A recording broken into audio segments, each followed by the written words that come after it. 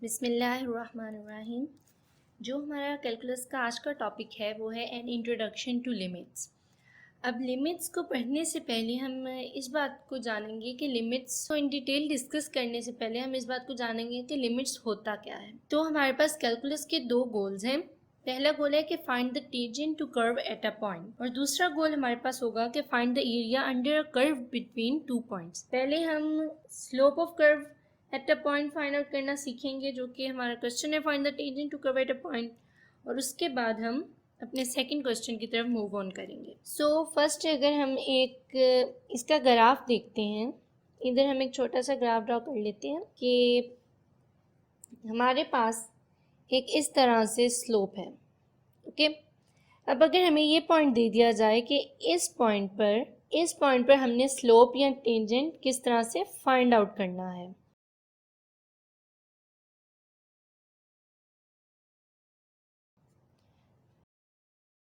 इस पॉइंट पर हमने किस तरह से अपना टेंजेंट लेना है।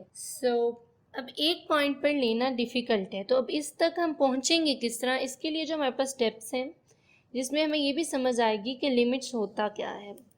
एक हम कर्व ले लेते हैं इस तरह से, यही क्वेश्चन है ना, find the tangent to curve. तो ये हमने कर्व ली, इस पर अब हमें पॉइंट दिया गया, ये पी पॉइंट है, ये एक पॉइंट है, इसको हम नेम दे लेते हैं पी। इस पॉइंट पर हमने अपना टेंजेंट फाइंड आउट करनी है। सो इसके लिए हम एक पॉइंट और ले लेते हैं। इधर हमने एक और पॉइंट लिया, इसको हमने नेम दिया क्यू। सो अगर हम इधर एक लाइन ड्रॉ कर लें, लाइक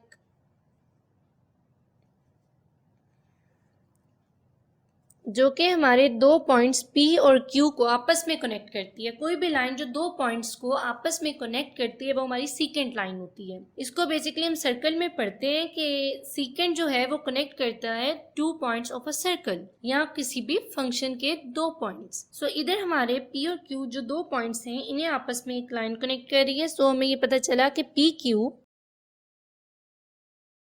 PQ जो है हमारी, ये एक सीकेंट लाइन है, इज अ सीकेंट लाइन, क्योंकि ये दो पॉइंट्स ऑफ कर्व को आपस में कनेक्ट कर रही है। हमने टेंजेंट जब फाइंड आउट करना है तो वो इस तरह से एक पॉइंट होना चाहिए। तो अब ये हमारे पास दो पॉइंट्स हैं। सो अब हमने ये देखना है कि जो हमारा P है, ये तो एक पॉइंट है जो हमें दिया गया, तो ये हमारा फिक्स पॉइंट है। P is a fixed point, हम इसको मूव नहीं करवा सकते क्लोज करने के लिए या अप्रॉक्सीमेट करने के लिए। P is a fixed point, but Q हमने खुद से पढ़ लिया, इसको हम मूव ऑन करा सकते हैं, ऊपर की तरफ भी और नीचे की तरफ भी, किसी भी साइड पर इसको हम मूव करवा सकते हैं। तो Q is a movable point. अब हमारी जो ये सीकेंट लाइन है, ये एक बेटर अप्रॉक्सीमेशन कैसे होगी टेंजेंट लाइन की तरफ। टेंजेंट लाइन क्या है, जो स्ट्रेट लाइन होती है कर्व पे जो उसी पॉइंट पे टच करी हो। जैसे ये हमारी एक टेंजेंट लाइन है, ये सिर्फ हमने इस पॉइंट पे हमें स्लोप चाहिए, जस्ट इस पॉइंट पे वो टच कर रही है और दो तीन चार पॉइंट्स पे टच नहीं करी, जैसे कि ये वाली हमारी सीकेंट लाइन दो पॉइंट्स पे टच कर रही है। हम अपनी सीकेंट लाइन को एक बेटर अप्रॉक्सीमेशन टेंजेंट लाइन की किस तरह से बना सकते हैं, उसको अपवर्ड मूव करवा के। अगर हम उसको अपवर्ड मूव करवाते हैं तो वो उसके दूर जाएगी, उसके करीब नहीं होती जाएगी कि हम कहें P is approximately equal to Q। ठीक इस तरह से नहीं होगा, तो इसलिए इसको हम डाउनवर्ड मूव करवाएंगे। Q will move downward.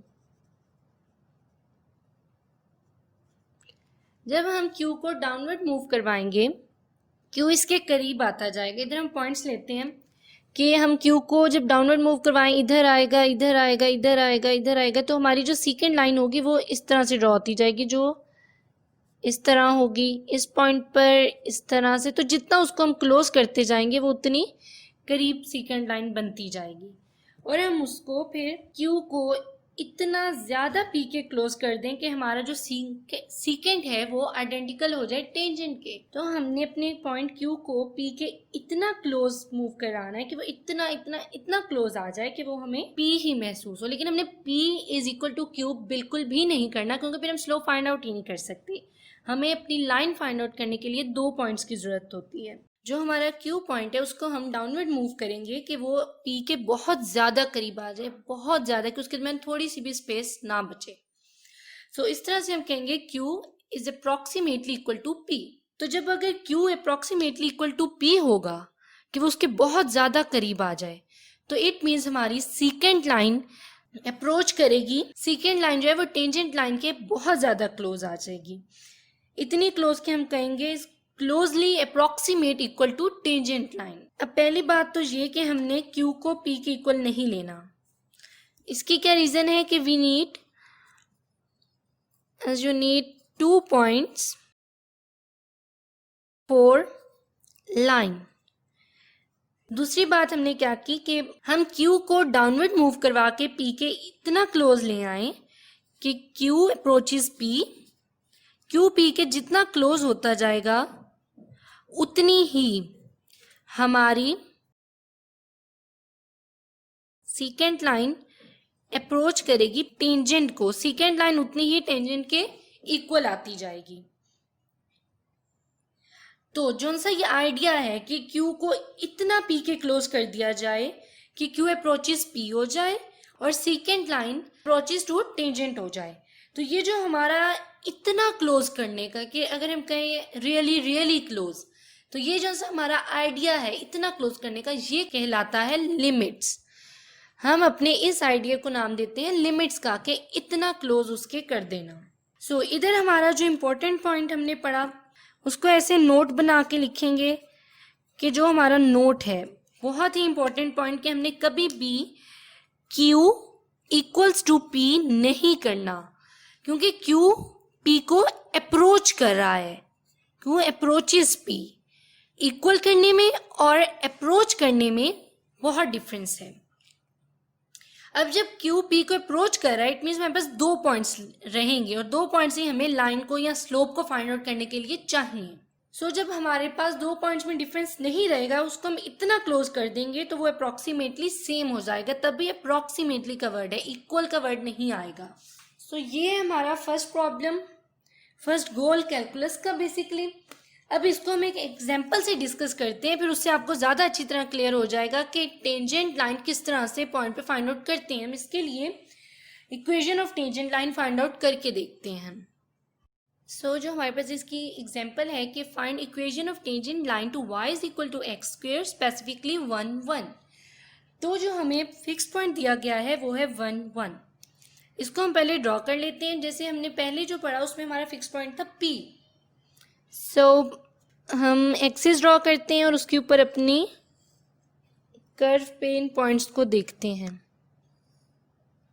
ये हमारे पास एक कर्व है जो हमने पहले बनाई, सेम वैसे। ये एक पॉइंट है, ये है पॉइंट P। इस पॉइंट को उन्होंने इसमें हमें वैल्यूज़ दी हैं, दिस इज़ 1 and 1। हमारा x1 1 है, y1 भी 1 है। अब हमने खुद से एक पॉइंट लेना है, दैट इज़ Q।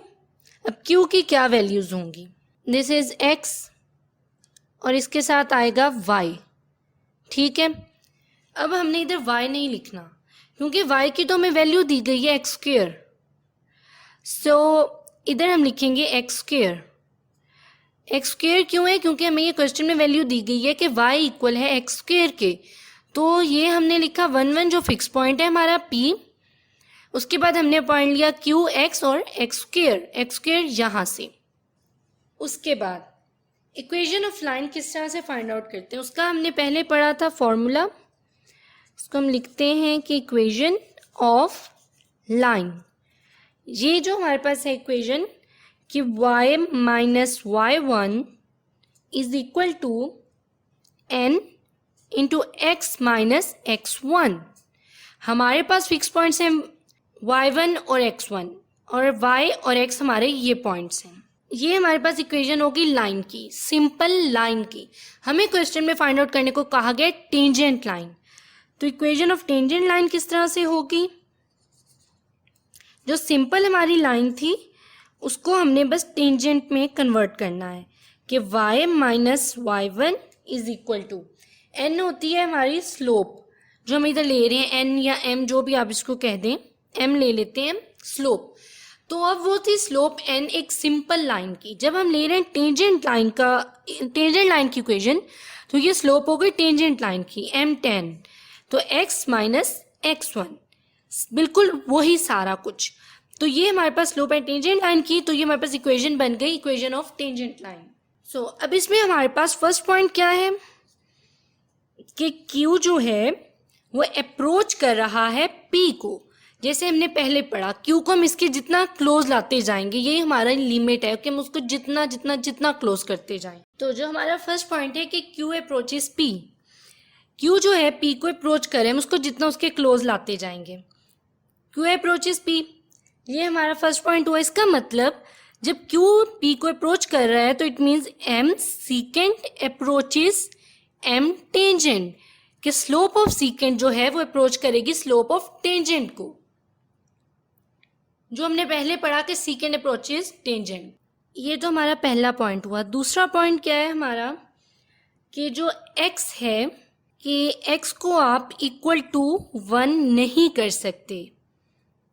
ठीक, ये जो x है आप इसको इक्वल टू 1 नहीं कह सकते। x can not be equal to 1 क्योंकि जो q है वो नॉट इक्वल टू p है, वो अप्रोच कर रहा है, इक्वल नहीं है। सो अगर ये हम इक्वल ले लें तो उससे क्या इशू आएगा, ये अगर हम कहें x इक्वल्स 1 तो ये क्या है हमारे पास, अनडिफाइंड है। अनडिफाइंड क्या है कि आप इसको पुट करके देखें अपने स्लोप के फॉर्मूले में, कि स्लोप क्या होती है हमारे पास, राइज ओवर रन।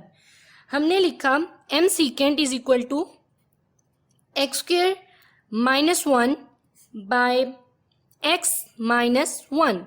स्लोप का बेसिकली जो हमारे पास फॉर्मूला है इसको हम इधर लिखते हैं कि m is equal to y2 minus y1 by x2 minus x1। So हमने इसमें जस्ट वैल्यूज पुट किए हैं। y2 इक्वल है हमारा एक्स स्क्वायर के, एक्स स्क्वायर लिख दिया, माइनस y1 है हमारे पास 1, हमने 1 लिख दिया, ये 1 हमने 1 लिख दिया। उसके बाद x2 माइनस x1, x2 की वैल्यू x है और उसके बाद x1 हमारे पास 1 है तो माइनस 1। जस्ट वैल्यूज पुट किए हैं इसमें। तो जब हम इसे सॉल्व करते हैं, अगर आप इसकी डोमेन देखें, अभी भी इसकी जो डोमेन आएगी वो होगी कि x can not be equal to 1। अगर आप इसको कट करें, इसको फैक्टराइज करें, x plus 1 into x minus 1, यही फॉर्मूला है ना, ए स्क्वायर माइनस बी स्क्वायर, ए प्लस बी इंटू ए माइनस बी। सो एक्स स्क्वायर माइनस 1 को ये लिखा और x माइनस 1 इस तरह हमारे पास लेफ्ट बचेगा x प्लस 1। तो हमारे पास जो m सीकेंट है, स्लोप ऑफ सीकेंट, वो इक्वल होगी x प्लस 1 के, और इसमें हमारे पास डोमेन है वो x is not equal to 1 है। तो ये हमने कहा अगर हम x को 1 पुट कर दें तो वो अनडिफाइंड है। अब इसको हम देखते हैं कि वो अनडिफाइंड किस तरह है।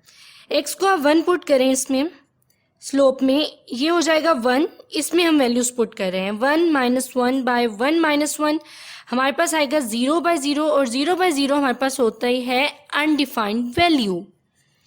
सही, तो x इक्वल टू 1 नहीं हो सकता, उसका ये प्रूफ है कि वो अनडिफाइंड हो जाएगा। और इसको हमने सॉल्व करके भी देख लिया कि domain x is not equal to 1 आती है।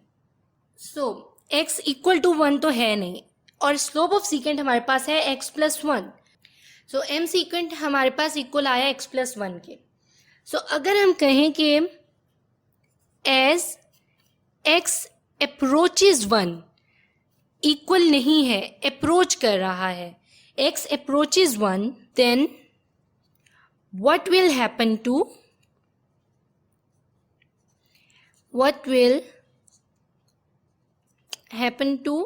m secant? अगर x 1 को अप्रोच करे तो हमारी m secant की वैल्यू का क्या होता है। तो ऑफ कोर्स अगर x अप्रोच 1 को करेगा तो हमारी जो स्लोप है m secant, it will approach to, हम इधर लिखते हैं कि m secant will approach to 2। Slope of secant approach करेगी 2 को, क्योंकि जो हमारे पास m सीकेंट आया, ये हम इसको इधर लिखते हैं बोल्ड करके, कि जो हमारे पास m सीकेंट की value I that is x plus 1।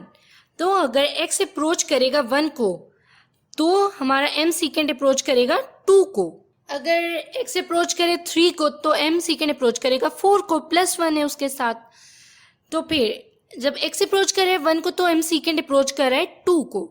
तो जब m सीकेंट अप्रोच कर रहा है 2 को तो इट मीन्स हमारा m टेंजेंट है जिसको हम अप्रोच करें वो 2 है।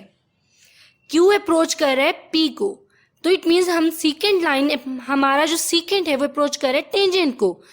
तो जब हमारा सीकेंट अप्रोच कर रहा है टेंजेंट को, तो इट मीन्स ये हमारा टेंजेंट है।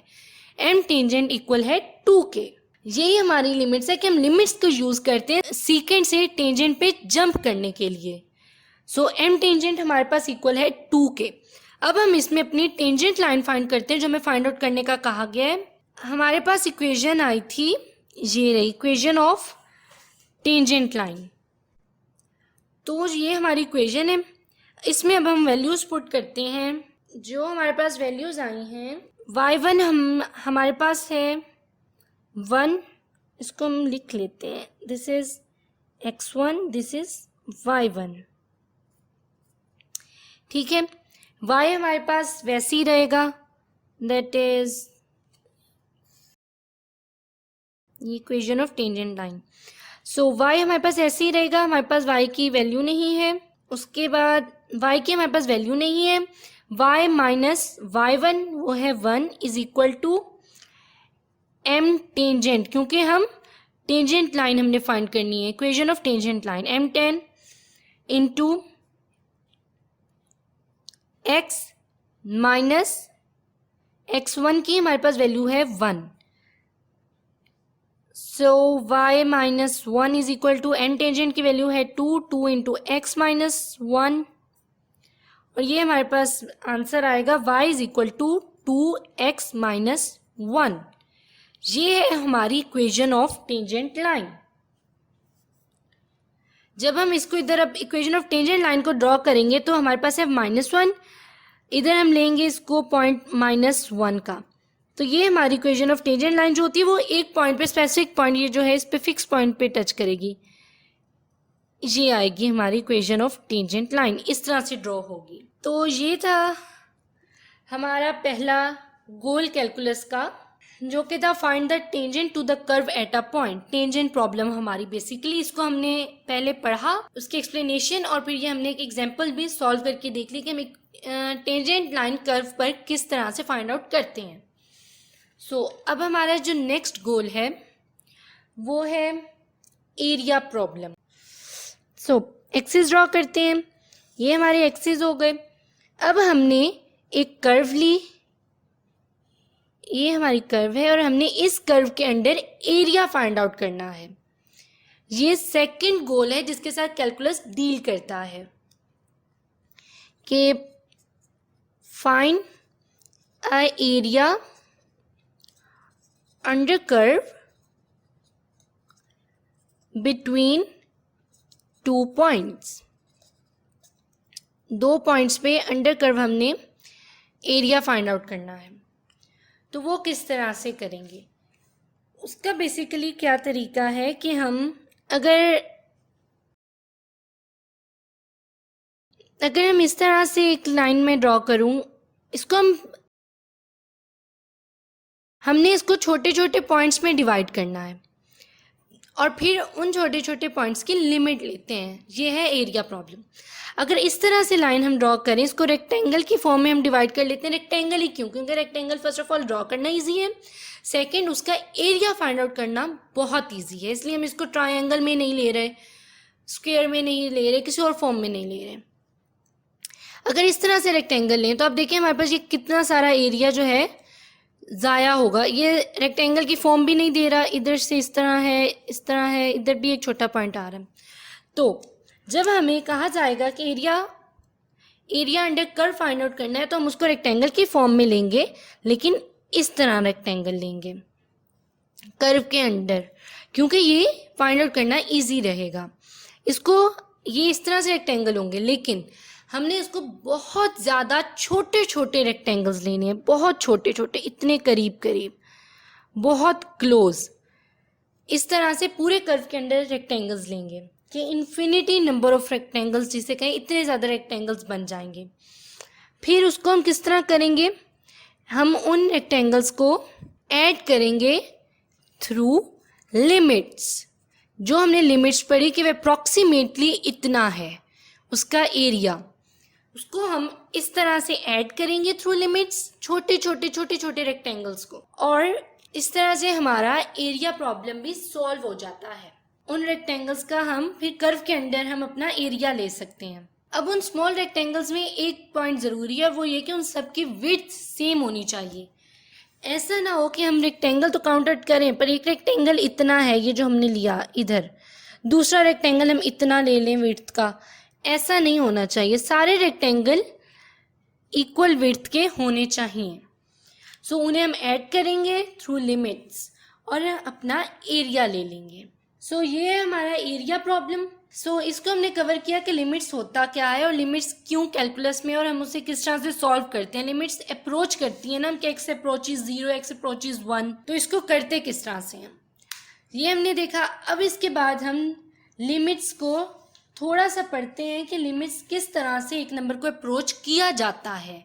अभी तो हमने ये पढ़ा कि हम अपनी सीकेंड लाइन को क्लोज टू टेंजेंट किस तरह कर सकते हैं, पी को very very very close to P कर लें तो इट मीन्स वो अप्रोच कर रहा है। लेकिन जब अंदर नंबरिंग आ जाती है कि एक्स इज अप्रोचेज टू 1, उसको अब हम किस तरह से अपने बेसिक क्वेश्चंस में करते हैं वो अब हम देखेंगे।